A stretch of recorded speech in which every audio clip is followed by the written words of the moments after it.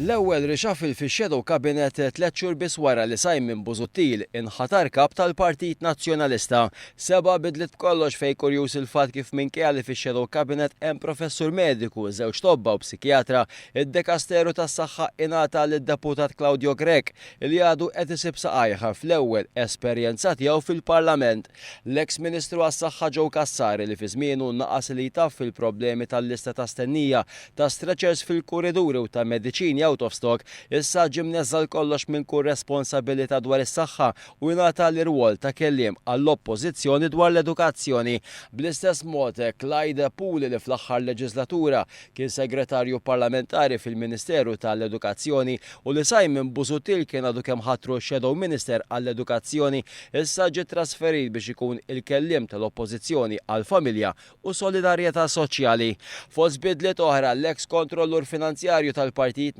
Nazzjonalista Antoine Borci li propju ġielet dil-ġimgħa minflok Lorenz Gonzi u li kien responsabbli mill-finanzi tal-kumpaniji tal-Partit Nazzjonalista meta l-kriżi finanzjarja fl-istess partit ħarġet fil-beraħ, inħatar bħala kelliem tal-oppożizzjoni għal fondi tal-Unjoni Ewropea u l-Presidenza tal-Unjoni Ewropea 2017 minflok id-deputat Ryan Kallus. Il-bidla fix-Shadow Cabinet Nazzjonalista fi żmien daqshekk qasir kienet it-tieni deċiżjoni kontroversjali tal-kap tal-Partit Simon Busuttil fl-istess ġimgħa, deċiżjonijiet li jirriflettu l-instabilità li jinsab fiha l-Partit Nazzjonalista taħt it-tmexxija ta' Simon Busuttil. Daw wara li fl-aħħar jiem waffaċċja disgwit intern wara li fil-laqgħa tal-eżekuttiv li saret it-tnejn filgħaxija baqa' jaħbi l-lista ta' kandidati prospettivi għall-elezzjoni tal-Parlament Ewropew u li baqgħu l-art. Id-disgwit kompli jikber meta laqgħa tal-Kumitat tan-Nofsinhar ta' Malta fil-każin taż-Żurieq nhar l-erbgħa filgħaxija